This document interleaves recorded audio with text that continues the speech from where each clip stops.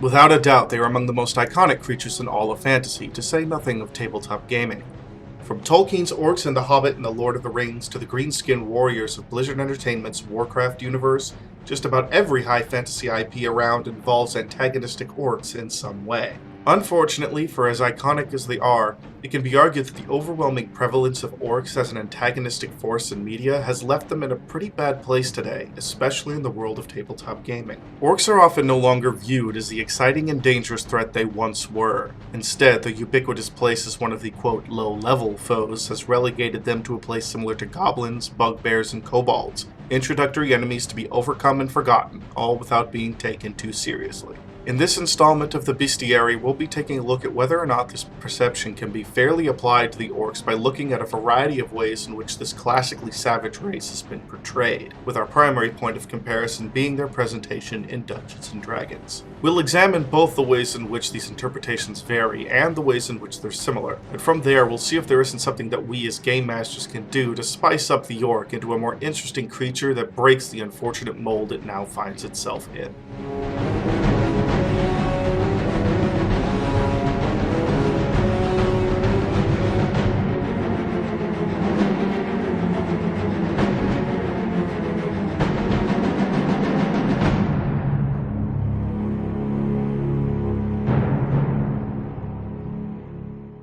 Orcs have had more than a handful of interpretations across the whole of high fantasy media, and these varied interpretations have all had a part in shaping the whole of how they're viewed today. However, when it comes to influence, there are three sources which truly stand out above the rest: the Orcs of Tolkien, the Orcs of Warcraft, and the Orcs of Warhammer 40,000. We will look at each of these in kind. However, before we do this, we're going to set ourselves a foundation to compare these interpretations against. That foundation will be the Orcs as they are presented in Dungeons & Dragons 5th edition.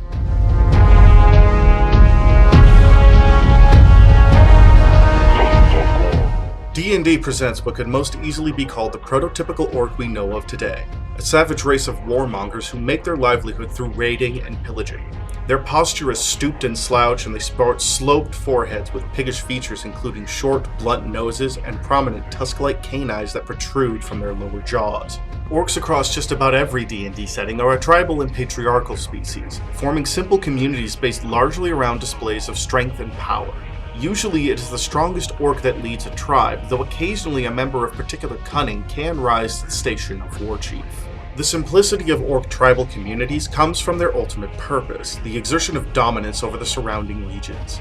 The vast majority of orc tribes across the various D&D settings function with this goal in mind.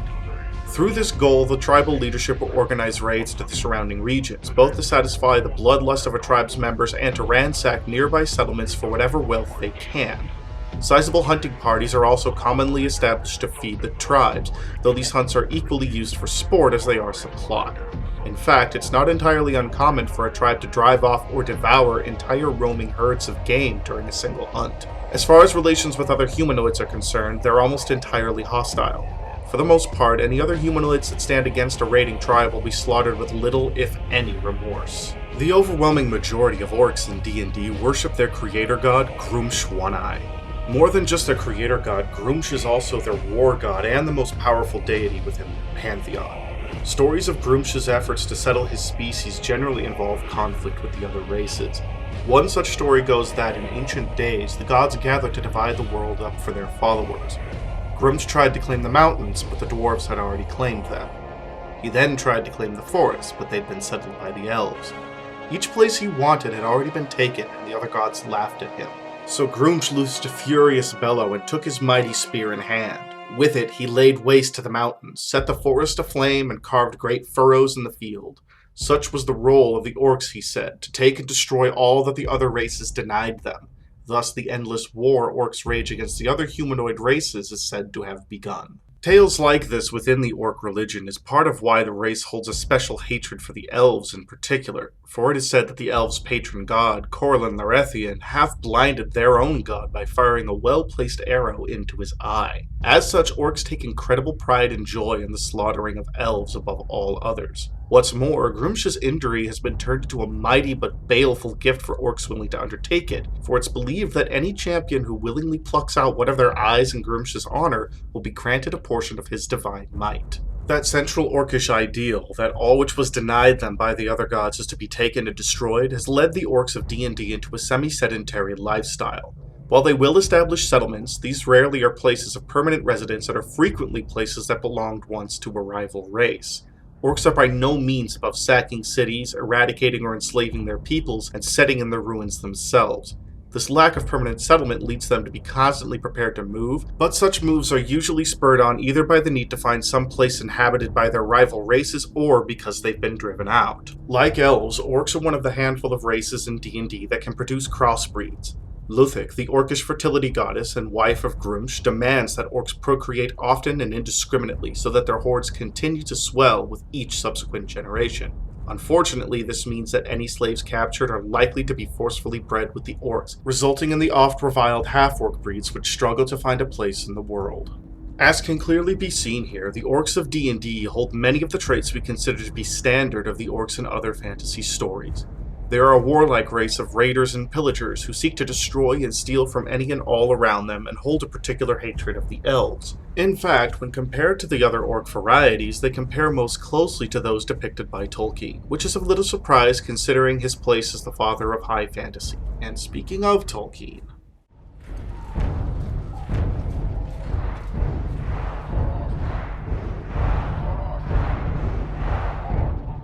similar in many ways to the orcs of D&D, Tolkienian orcs are also a race comprised of warlike raiders who are often led by the strongest among them.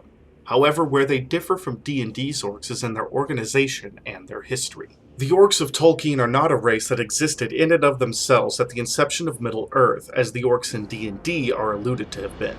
Rather, they were an abomination birthed by the elves, a corruption of the regal and stoic race. Indeed, while orcs in Tolkien's stories are a depiction of all the darkness and evil in the hearts and minds of all peoples, the creation stems from the corruption of a certain group of elves. This origin is where many of the differences between orcs in Tolkien and orcs in D&D stem from.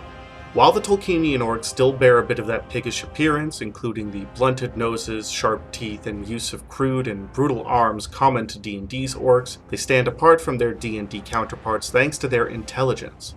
As an offshoot of the elves, orcs in Tolkien's myths are every bit as smart as the other races of Middle-earth. They are still savage, ruthless, and very much driven by bloodlust, but this heightened intelligence enables them to field much more organized armies than their D&D counterparts. Tolkienian orcs also have more variety to them than those present in D&D, thanks to the presence of the Uruk-hai, an even mightier breed specifically created by the wizard Saruman to serve in the Dark Lord Sauron's armies. They take the already ruthless nature of the orcs and ratchet it up to 11, resulting in an offshoot that is not only stronger but ultimately fearless in the face of death. The orcs of Tolkien aren't necessarily shown to have any particular gods they worship, save perhaps for Sauron, whom they serve under. However, they are shown to give reverence to certain idols and figures of great power. One such figure is Grond, a giant and destructive wolf, a figure that the orcs revere so much that the massive battering ram they made to smash through Gondor's towering gates was specifically constructed to resemble this great wolf. And as it's dragged down towards the gates, every orc in the field that day could be heard chanting the name Grond. And so now we can see where and how influence was taken when comparing the orcs of D&D to those of Tolkien, and as such, the differences between them begin to stand out more. The orcs of Tolkien, though savage and brutal, were also intelligent, so much so that they were not only able to form well-organized armies to assault their enemies, but also develop mass industry to produce the arms and armor needed to field these armies quickly. D&D's orcs lack this intelligence, instead living as roving pillagers who take up residence in settlements they've ransacked or ruins they've stumbled across. The reverence for figures of war is still shared, but the origins of these races are about as different as can be. But these are not the only variants to exist, so let's now move on to our third point of comparison.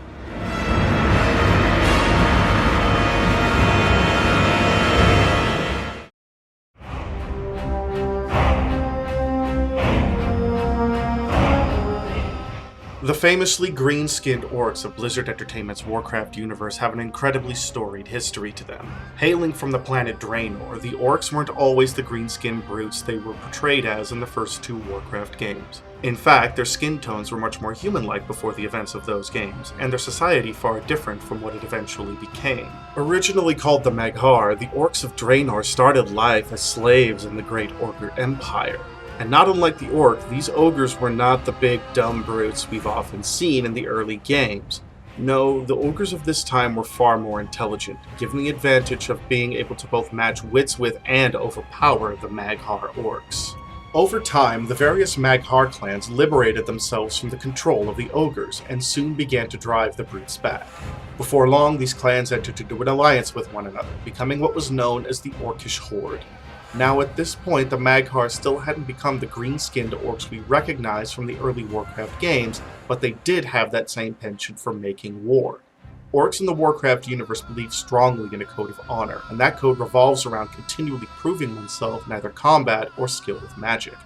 For Mag'har, the most common and revered form of magic was shamanism, the ability to commune with and command the power of the elements: earth, water, air, and fire. However, theirs was still a society that valued physical strength very highly, and so it was that the first war chiefs of the Horde were usually powerful warriors in their own right. Because of this, combined with the circumstances they once faced at the hands of the ogres, the orcs often found themselves wanting to fully reverse the place they once held on their world.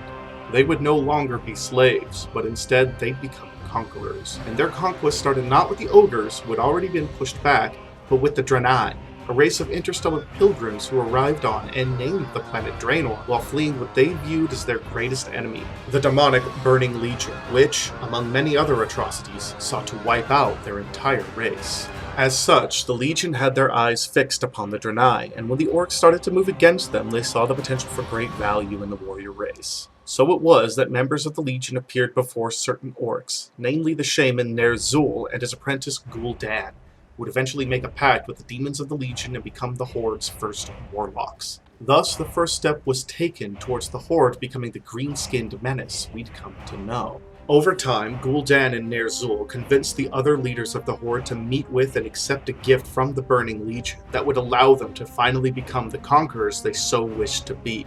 That gift came from the demon Manaroth in the form of his corrupted blood. The Horde drank of it, and in so doing their skin turned green and their bodies surged with the fell magics of the Legion. Thus their conquest across Draenor had begun. The ogres were forced into their ranks and the Draenei all but wiped out before they once again were forced to flee in search of a new home. But with Draenor conquered, the Horde felt dissatisfied. There had to be more. And so the Legion, through Gul'dan and Ner'zhul, pointed the Horde towards other worlds ripe for conquering, most notably Azeroth.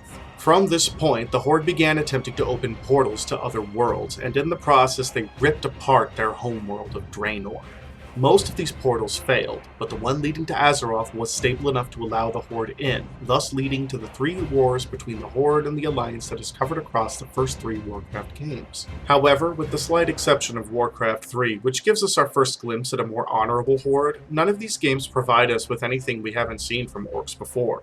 It isn't until World of Warcraft comes around that we really learn of their history on Draenor, of the shamanistic tribes they used to be, and the strict code of honor they once held themselves to. Over the years, World of Warcraft has shown the orcs in a different light. They are still warriors at heart, and many aren't satisfied with a sedentary lifestyle, but unlike the roving bands of raiders present in D&D, the orcs of Warcraft do establish permanent settlement and are no longer quite so gung-ho about giving into the bloodlust that resulted in their enslavement under the Legion. They are a complex people, largely industrious and willing to work with other races to ensure their success and survival, but they're also a race that has its stumbling blocks, that has sometimes fallen back into their warmongering ways.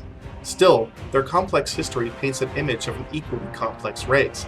One that does partake in raiding and pillaging, yes, but also one with clear values that they hold in high regard, sometimes to the point of it being a fault. But our last point of comparison doesn't quite possess that particular problem. After all, who needs values when there's fighting to be done? We will never be slaves!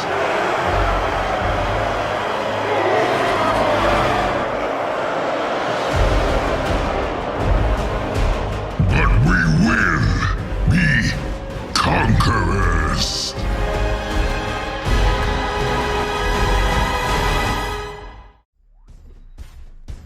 I got me the skulls of all the war bosses I killed. Stern skull and that Farseer skull. So who I'm missing? Oh yeah, that Git Kroll. I need his head for me pointy stick. And you know how I'm getting him to come after me? You're gonna call him a grunt? We'll call that plan stupid. I named it after you.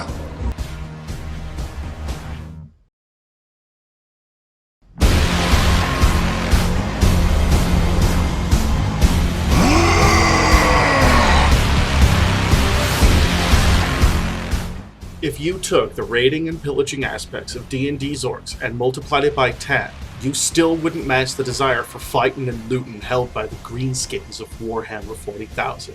Simultaneously the most similar and different point of comparison from D&D's Orcs, the Orcs of 40k are a species that literally exist only for fighting. One of the oldest races in the Milky Way galaxy, the Orcs were created by a mysterious and immeasurably ancient species known as the Old Ones, and they were designed with a very specific purpose in mind: to carry out endless warfare. Now, this might be a little bit confusing to some, especially when one considers that the Old Ones were said to hold all life in the galaxy as incredibly valuable. Why then would a race that holds life in such high regard create a species like the Orcs, whose sole purpose is seeking out the next big, bloody, gruesome fight? Well, the reason for this, as is so often the case with Warhammer 40k's lore, is dense and complicated. But in an effort to keep it as absolutely simple as I possibly can, which is not easy, mind you, it essentially goes like this. The galaxy was under threat by a menace that the Old Ones dubbed their great enemy, the Necron Empire. The Necrons, which were in essence a race of undead robots, sought the eradication of all life in the galaxy. So in an effort to push them back, the Old Ones created two species to fight against them. The Eldar, a psychically powerful and incredibly intelligent race of what are ostensibly space elves, and the Orcs, a dumb-as-brick species of big, green, hulking warriors whose sole drive is to seek out the biggest, bestest fights around. Because of this, 40k's Orc societies are incredibly simplistic. Whichever Orc proves himself biggest and strongest is the war boss, and the Orcs below him will follow him into whatever fights he leads them until he's either killed or another Orc deposes him.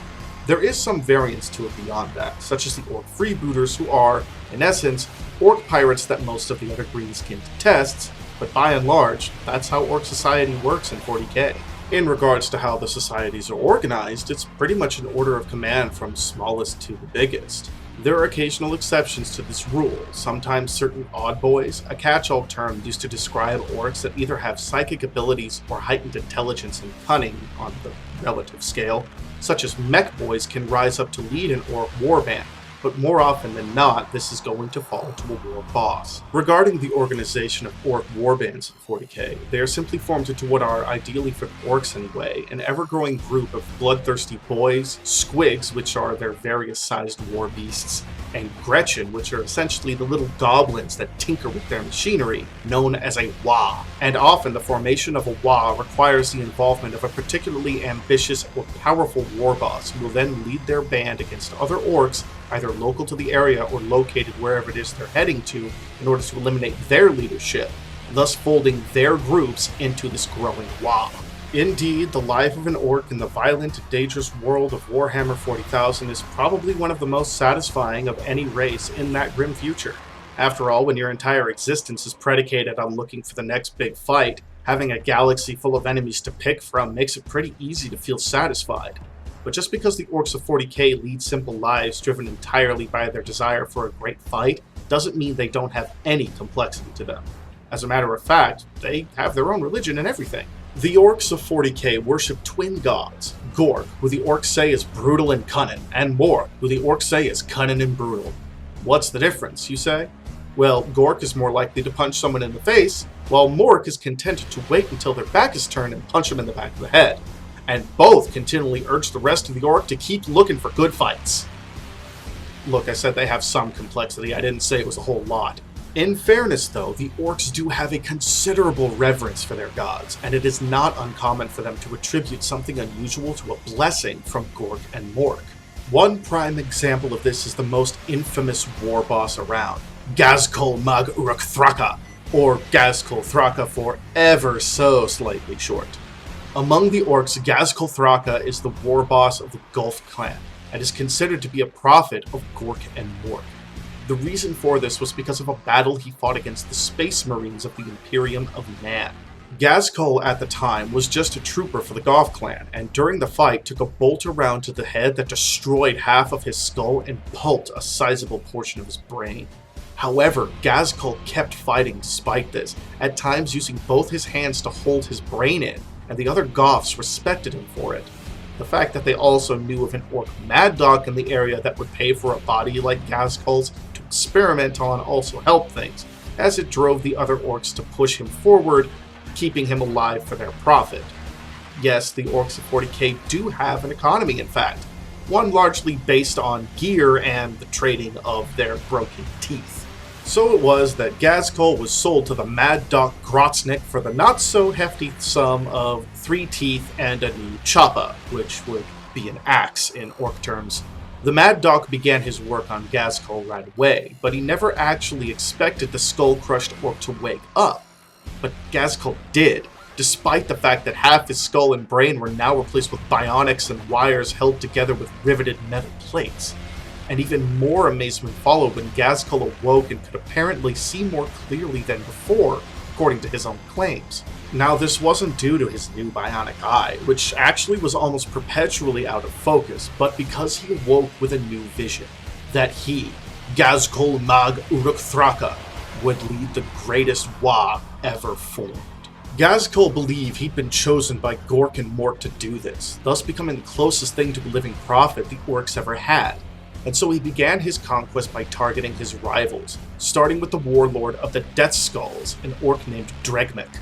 This, amazingly, happened almost immediately after Gazkul woke, and though Dregmek and his retinue of knobs laughed at the newly awakened orc, to the amazement of all around them, Gazkul waded through their fire without being touched by a single shot.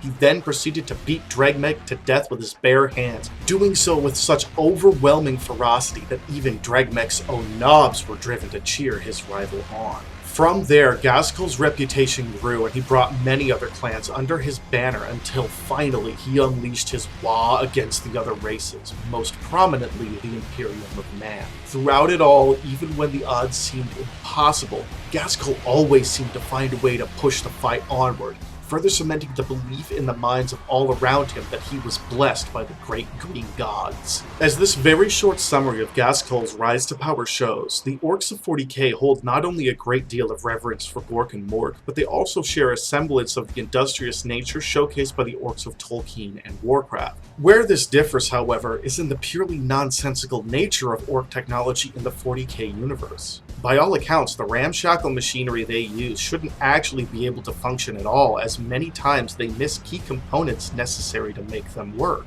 The Orcs managed to make this all happen through another aspect that is unique specifically to them, something called Wa energy. Put as simply as possible, Orcs generate what is essentially a latent psychic energy when they gather into their bands and prepare for war. Now, since they're always preparing for war, they're always emitting some of this energy. But as a Wa grows in size and power, so does the influence and strength of this mysterious psychic resonance. In essence, Wa energy basically results from the collective will a band of orcs generates in a Wa, and this collective psychic will enables them to do some ridiculous things, like making impossible to function machines just work anyway because they want them to. Are you beginning to see what I meant when I said that the Orcs of 40k are simultaneously the most similar and different from those in D&D? And we haven't even touched on the fact that the Orcs of 40k are birthed from spores and mushrooms. No, that's not a joke. The Orcs of 40k, as they fight and die, will spore the battlefields around them with their blood, growing new orcs out of mushrooms that spawn from those spores. Yes, the Orcs of 40k are quite literally walking, breathing, murdering mushroom people. But I digress. By now, you get the point that I'm going for. All of these orc varieties, for all the similarities they share, also have a considerable number of traits that sets them apart. So why does this idea of sameness persist among them? And what can we as GMs do to mix up the flavor of orcs in order to make them interesting again? Hey, why's you grinning? Because you named a plan after me! The problem with making orcs stand out as unique and engaging comes not only from the unfair feeling of homogenization we get from them, but also the fact that they have to compete with an overwhelming variety of quote-unquote savage races that aren't just very similar to them, but often have elements to their lore that more easily enable GMs to make them engaging. The various goblinoids are a fine example of this. Goblins and bugbears are also considered to be staple throwaway adversaries at low level. However, where orcs fill the same brutish, savage role as a bugbear does it while providing a more satisfying challenge to overcome. Goblins, on the other hand, have two distinct advantages over orcs when it comes to interesting encounters. One, their small size allows GMs to add interesting elements to the mechanics of an encounter or dungeon built around goblins. And two, the notes on their behavior, which include the preying of mischievous pranks, is inherently more imaginative than that of the brutal and violent orcs. Of course, goblins and bugbears aren't the only goblinoids. The hobgoblins, while generally less utilized than goblins or bugbears in my experience, fill an even closer role to that of the orcs than their smaller and larger cousins do. And again, they do it in a manner that leaves more room for interesting interactions. The militant, prideful, and highly organized nature of the hobgoblins leaves a variety of hints as to the greater society in which they function. Strict and orderly, hobgoblins in D&D hold themselves to rules of law and tradition within their societies. What's more, though they can be equally violent to the orcs, hobgoblins are more likely to attempt to take their victims alive for one simple reason: they're slavers. All of these elements held by the various goblinoids open up a great deal of options to GMs for not only combat encounters, but roleplay encounters as well. By comparison, the semi-nomadic savagery of the orcs has them largely come up short in this regard, and this is after only having compared them to the goblinoids. Lizardmen, Dwergar, Sahuagin, Githyanki, or Drow can all fill similar niches to the orcs depending on the setting of your game and, in most cases, are given more room with which to expand beyond the realm of the low-level throwaway. So what can we do with the orcs to rectify this problem? How do we inject a bit of flavor into them? Well, for one, we can borrow from others. This is the first and foremost on the list because it's the simplest trick, borrowing elements from other races or other interpretations of the orcs. While the more generic role orcs have of violent roaming raiders doesn't leave a lot to the imagination, it does leave a lot of room to expand upon. Recall that each of the four types of orcs we looked at all shared the same core, a warrior race that seeks and thrives off of conflict. The orcs of D&D hold to this same core, but they also tack on the basic element of a culture of roving raiders. So when borrowing elements from elsewhere, we need to consider either what other elements could fit in with those culture, or what elements might we use to replace this culture. For example, it could be that the particular tribes of orcs your party is pitted against functions more like Vikings, only raiding at certain times of the year and not just keeping those raids limited to the neighbors in their own lands. Sailing and reverence for the sea, and possibly even gods of the sea, could also be a part of it.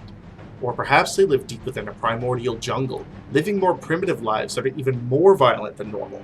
Now, not only do they have to contend with their neighboring tribes or civilizations, they're forced to deal with dangerous fauna and possibly even the threat of disease. Additionally, you can borrow traits from comparable races as well, such as the aforementioned hobgoblins. Perhaps the orcs in your world aren't a roving bands of raiders, but simply play up the role in service to a greater society.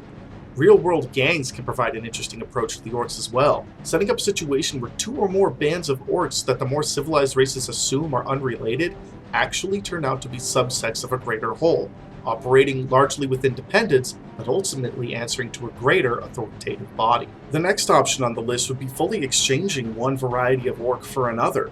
If you find that borrowing elements from other races or interpretations isn't doing enough to make the orcs more engaging for you and your group, a second approach you can take is to completely swap out the orcs as presented in your game for an entirely different variety. As an example, if you don't like the orcs as they're presented in D&D, you could swap them out for versions from the Warcraft universe or even those from Warhammer, thereby broadly reskinning the entire race with a quick fix.